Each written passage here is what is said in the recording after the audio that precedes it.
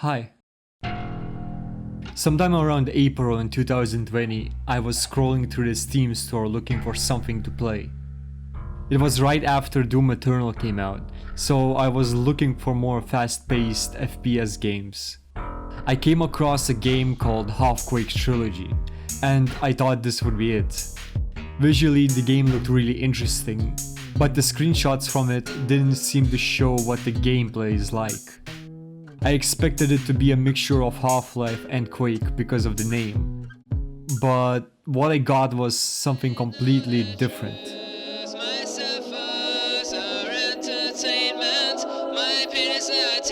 This is Halfquake, and you are here to die.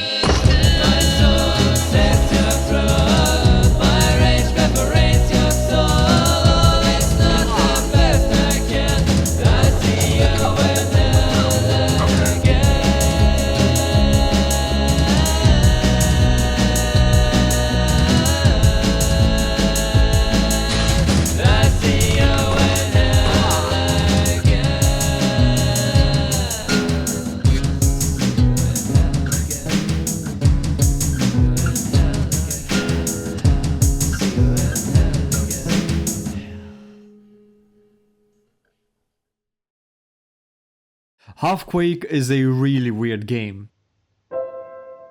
We can see it especially from the main menu itself, which is a complete mess of letters. The options are also changed to confuse the player even more. When we begin the game, we're in a difficulty selection room, kind of like in Quake. I chose the middle one because I still don't know what to expect.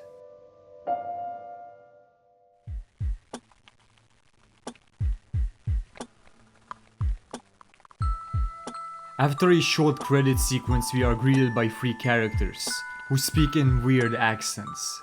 What are you looking at? Damn! Look at this stupid engine. Why the hell are we transparent? I don't know. Oh, looky here, guys. Seems like we have a winner.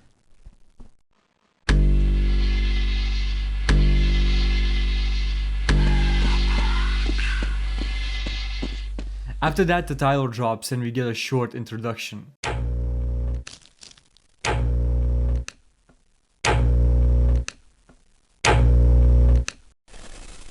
You might ask yourself why you're here. What went wrong? Why you? Well, I'll tell you one thing. You made a mistake and you will have to pay for it. Even if you're innocent at the moment, the lone fact that you're human is reason enough for us to make you and your eternal soul suffer.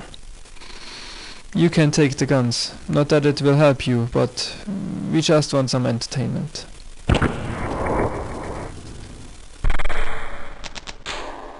This is an evil smiley. In Halfquake, you are constantly pressing buttons with the smiley on it. It's kind of like a regular evil smile, but if you took out the eyes. It's such a simple design, but it gets used so much throughout the whole game that at the end of it, it will become iconic. After that, we finally get to walk around. But this is where the game really fucks with you. It makes it clear that this isn't some minimalistic looking retro shooter with fast-paced gameplay. Instead, it's an experimental, weird, unconventional game where you are toyed with and made to die. To understand what I mean, let's just go to the first area. We are greeted with a mess of letters, and if we step on the wrong ones, we immediately die. And so this puzzle is a trial and error sort of deal. The game teaches you here that you have to use the quick save feature. If you don't, well then the game becomes really frustrating. The correct letters here form the word sadism, and it ends on an evil smiley. We get lifted up to one of the characters we saw in the intro. He tells us about the different parts, about the game. After that, quiz time.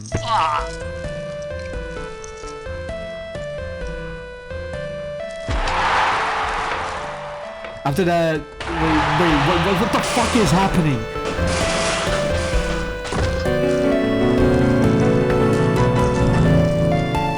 Things just happen in the first part of Halfquake. You just go from place to place, each of them becoming more and more weird. with tasks that are not fun to do, but yet you do them anyway. Because what makes everything work so well is the goddamn atmosphere.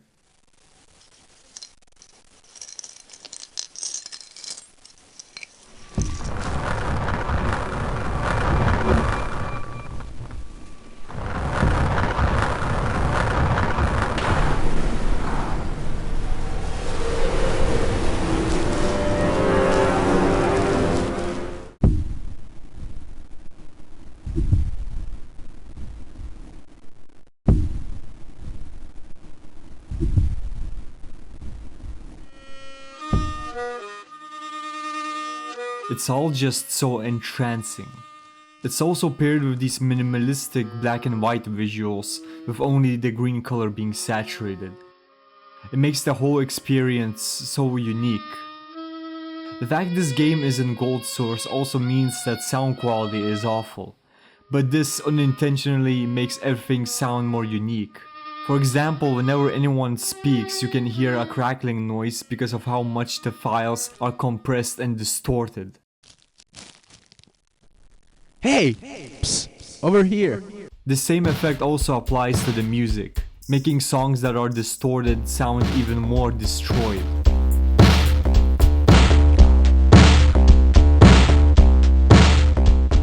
And now absence.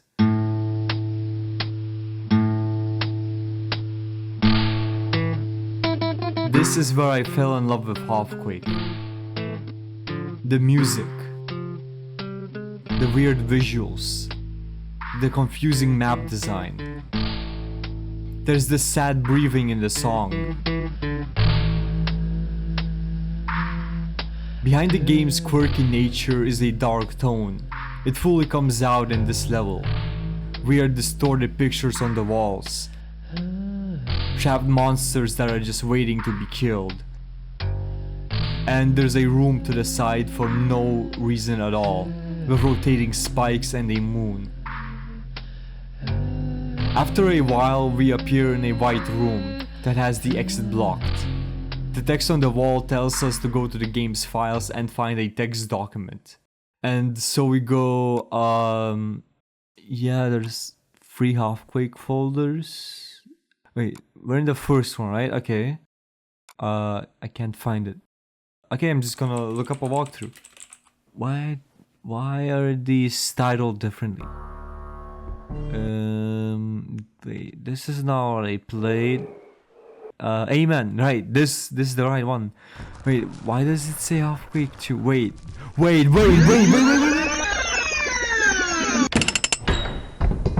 This isn't the difficulty selection. This is a chapter selection. I took the part of Quake in Halfquake 2 literally. Because in Quake, the first room that looks like this is the difficulty room, not chapter selection. This is how I first played Halfquake, and I thought it would be important to structure this video the same way. Because if I hadn't started with the second Halfquake, I don't know if I would have fallen in love with this series as much. Now I can explain everything more clearly. Halfquake Trilogy is a series of mods made with the Half-Life 1 game engine. They were primarily created by Philip Lenner, also known as Mothersheep, who still keeps the community alive to this day. The first Halfquake was released in 2001, Halfquake Amen in 2002, and Halfquake Sunrise in 2010. The story is about you, the victim, being forced to do painful tasks by the sadists. Every Halfquake game has its own different institute, with different visuals. The games I could compare Halfquake most to is Stanley Parable, Beginner's Guide, and if you ever played on any custom servers on Valve games, you might have come across a game called Death Run. Halfquake is like a single player version of that. And now we can start off from the actual beginning. The first Halfquake feels way more like a vanilla mod for Half-Life 1. Some places feel like they're in Black Mesa. It's like you're in a classified part of it where a few crazy scientists took over and started torturing people. Interestingly, this entry is the only one that has anything to do with Quake. The repeat section has this wall spike that closes in on you, and these ones that are in your way, just like in Quake. Later in the story, we encounter another victim trying to survive, and he gives us an objective. You have to walk through the backstage part, and over there must be a ventilation shaft, where you can finally escape. A clear thing to do, unlike Halfquake Amen, where you are just aimlessly wandering around. There are glimpses of weirdness in this part. You can see outside some windows of what just seems to be a grey sky. We also go through a dark maze with foreboding music.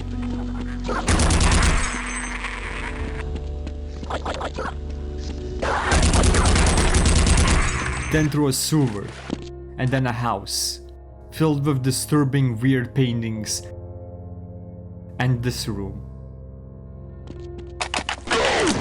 While you are creeped out by what you're seeing, the enemies soon spawn to startle you. When you clear them out, you leave the house.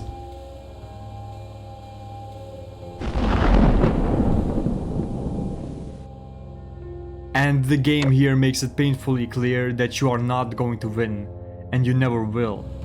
You are made to suffer, and any progression towards freedom you make is just an illusion. There's an interesting part I haven't mentioned, and that is jump and run, where you see yourself in third person and have to navigate as if you're in a 3D platformer. It's really janky, but it's honestly a really cool idea. After the second jump and run, you go into a portal, which leads you to this.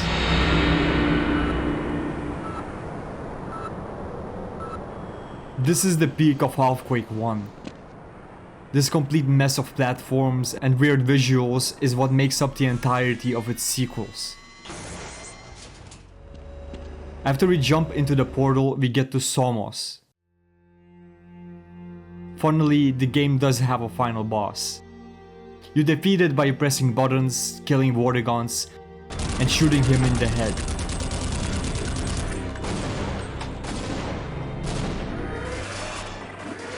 And as a congratulations for beating the game, you get stabbed in the head. In Halfquake, you die, and die. You get to the end and you just die. It's completely opposite of what most games try to do, where they try to give you a sense of accomplishment. In Halfquake, you are given death. Thank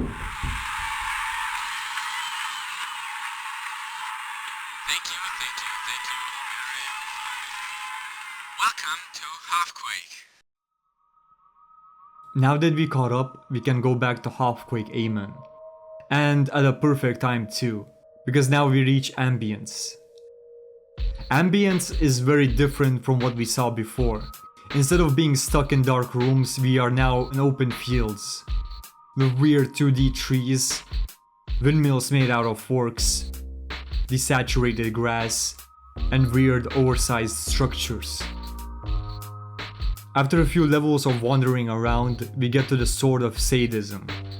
The game does a 180, gives you a one-hit kill sword and God mode, and so you slaughter your way through.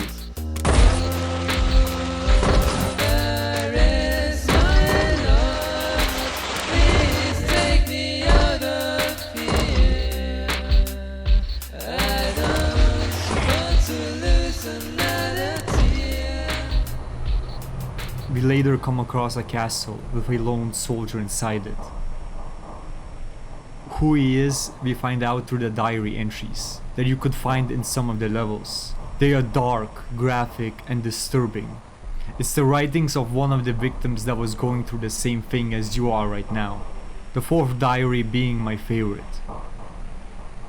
It's unnecessary to write that I miss my family, my friends, my 3-year-old son Patrick, my beautiful wife Jane, and my friends who invite me every Saturday evening to join their football parties. I think and even dream of them. I also miss my job. I want to draw again. I swear, if I ever escape this nightmare, someday I'll be the greatest architect on planet Earth.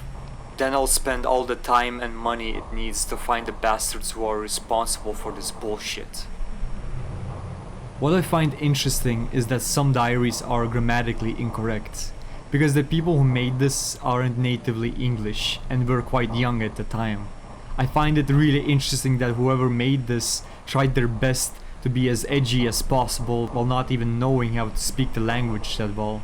The last diary entry makes it clear that the victim was given a gun and a uniform by the sadists. His mind was completely broken by the horrors of this institute, and so he gave in and now protects the castle that sits in ambience. And now here you are, to put him out of his misery.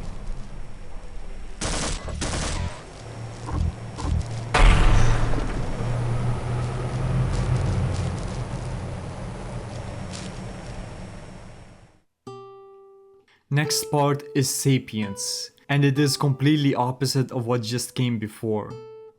It's the most wholesome and calm area in all of Halfquake, where you go to a town and help out people by doing weird and wacky tasks. Please, help us. This Christmas tree is possessed by a 100-year-old ghost, and all the time he sings and sings. Put on this Christmas clothes and jump into the shelter through the chimney. Hurry, before we all get crazy. Mothership revealed recently that this whole chapter was written by him and his wife during a long train journey, and it clearly shows. It feels out of place, but also fitting at the same time. There is also a long hidden diary entry which is about questioning life with no real answers. It really makes this whole chapter stand out from the rest. It feels like a place that you could actually stay at, but we have to move forward. In Patience, you need 20 minutes of patience to pass Patience. Yes, the game makes you sit in this area for 20 minutes.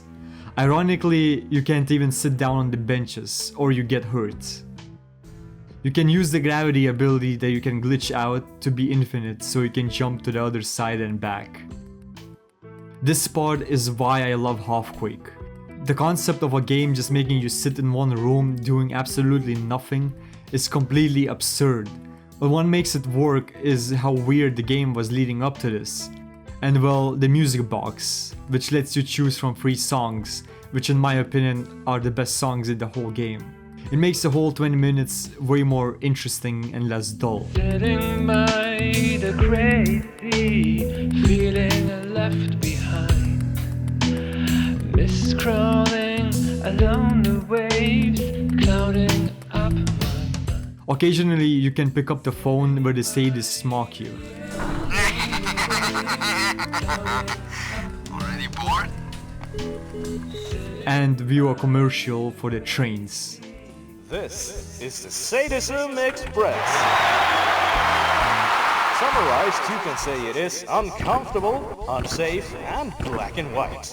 So, what are you waiting for? Death? After 20 minutes, this happens. Don't you think that you're wasting time? Wouldn't it be better to leave this life? Well, I see. You are one of those tough guys, aren't you? Train station simulation terminated. Train station simulation terminated. Train station simulation terminated.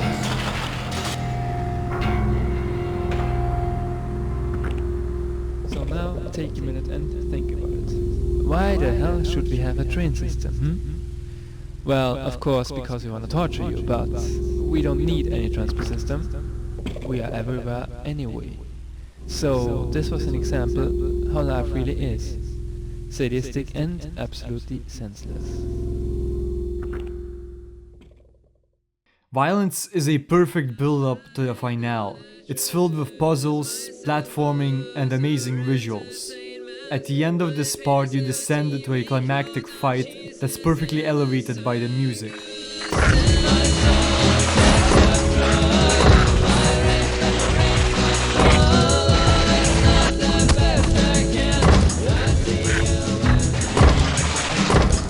After we kill all the enemies, a portal opens to Somos. The song playing is about him and what he actually is.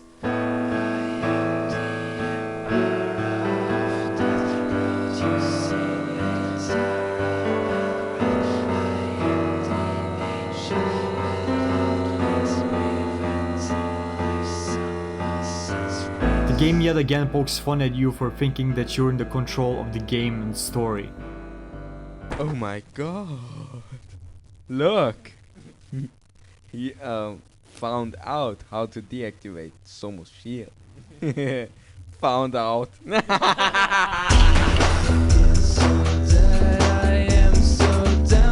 And now the fight starts. After first playing this, the song got stuck in my head, and I know that has been the case with other people. The more intense part of the song is about the victim, suffering and longing to get away from this.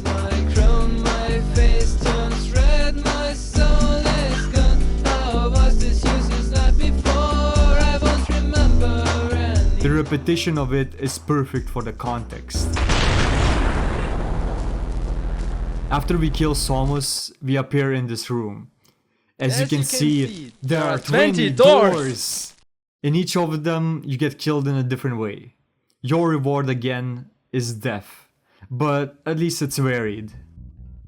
I'm gonna pick my favorite one and let the credits roll. Halfquake Amen is the most popular of the trilogy, and it's clear to see why. It has cool looking minimalistic graphics, dark but also playful story and characters, distinct and unique sounding music.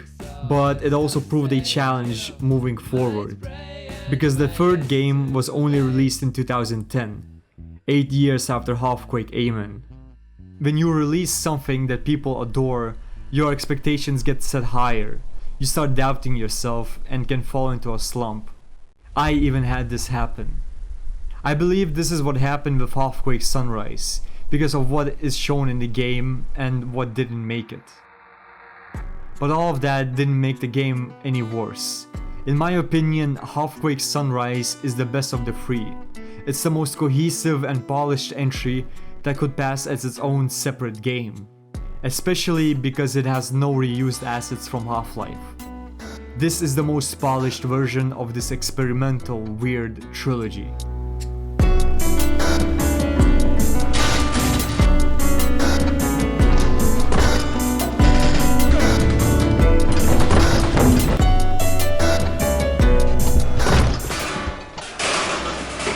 Halfquake Sunrise is more darker and cramped. Instead of green, there is dark blue. This entry is like a puzzle platformer game, whereas before the games had puzzles, but they were very rare. Most of the games were spent walking around and pushing buttons.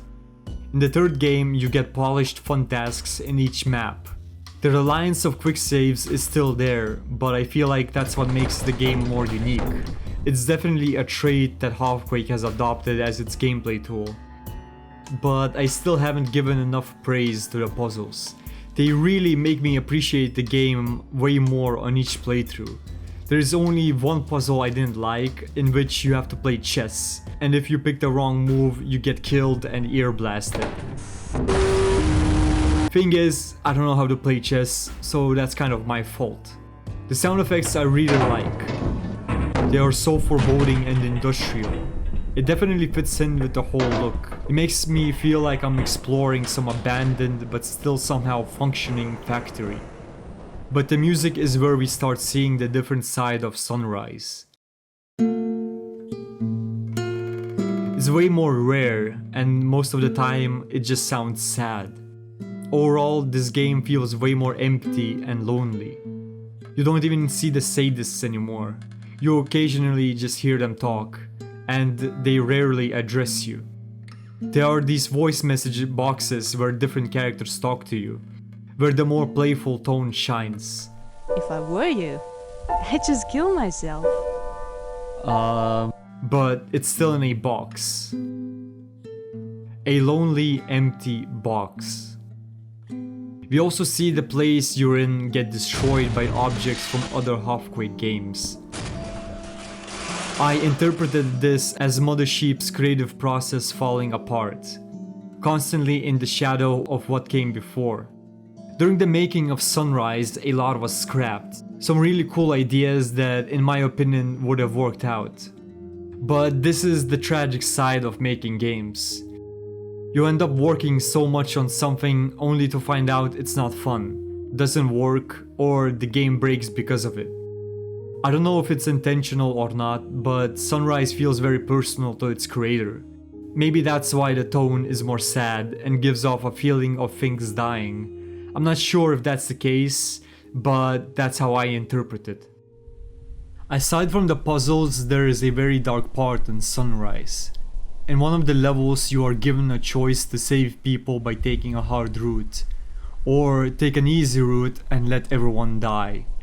If you pick the easy path, you get put on a slow tram as you are forced to listen to the suffering of the people you were meant to save. Thank you for killing your friends. They are now going to be stabbed in their backs. Enjoy. I must say you make me sad. You will make me cry. This is definitely the darkest Halfquake has gotten. Funnily, if you pick the hard path, all the people still die, but at the very least you don't have to hear any of them. Just for me.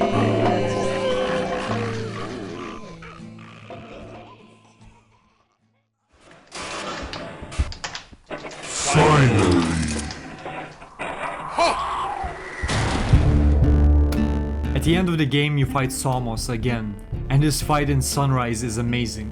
He is constantly following you through rooms from the previous games, with a music track changing each stage.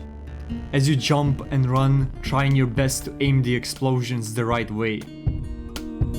Witness the strength I've been given, which I swore to be till it's proven. Let everyone else a believer, and at last the sun has risen. In the end you will be forgiven, that you ignore what has been proven. Even you will be a believer when you see that the sun is finally risen.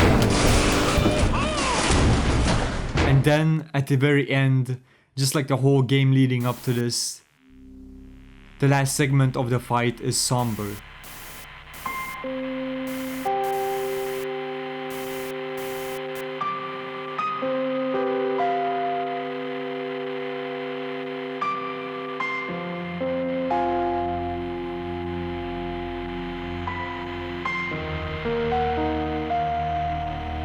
You get up to the top, and for the very last time, just like the 100 of buttons you pressed before, you press on Somos' face.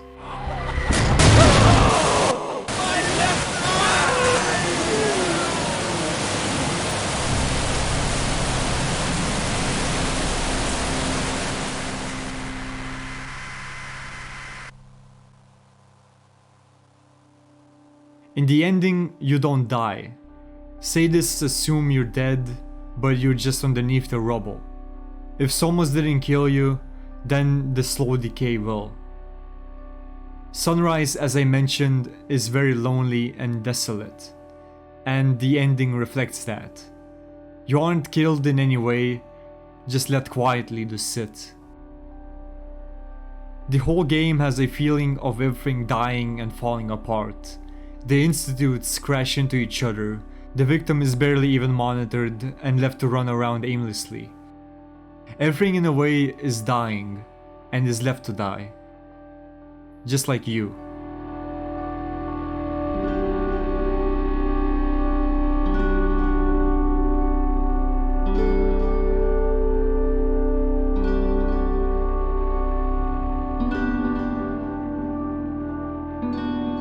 Mothership announced that he is working on a spiritual successor to Halfquake. And if it's anything like Sunrise, I feel like it's going to be a game that can really pop off even more. After playing Halfquake, I also got inspired to even make my own games. But I never really finished them. If you're interested, I documented all of them in one of my videos. I also made a whole Halfquake music video in Source Filmmaker for one of the songs. Check it out if you can, it's one of my least viewed videos and one I put a lot of effort into. And now that you are familiar with these games, why did I choose to make this video about them? The answer is something that's personal to me, but I feel like there's a meaning that you can take from it.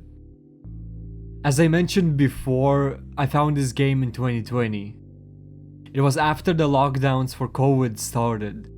More specifically, it was when most people realized that it won't go away so easily. That's when it hit me the most.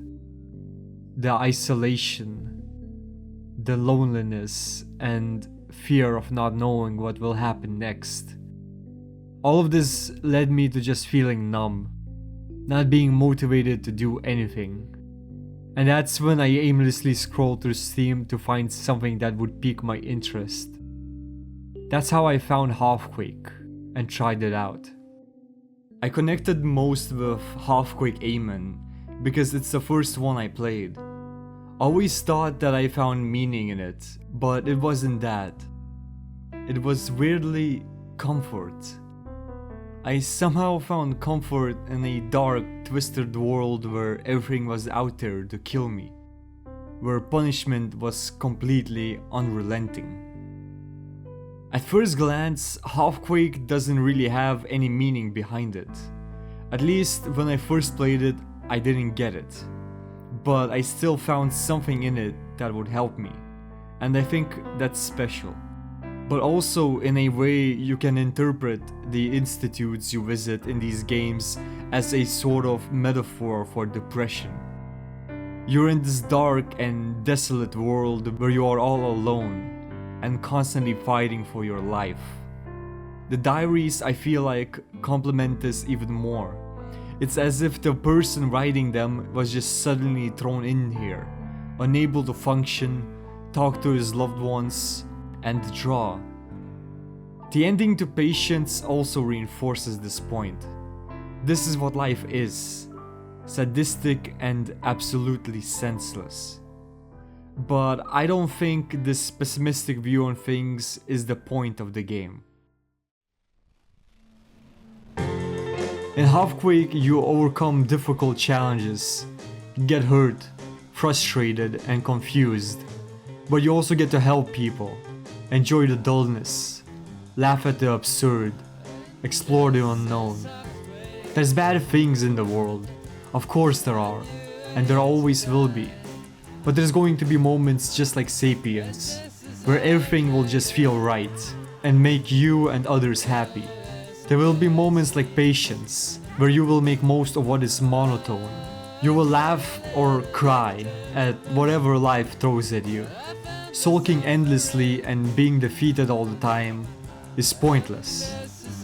Because just like in Halfquake, in life, you are here to die. Thank you for watching. And this is Halfquake.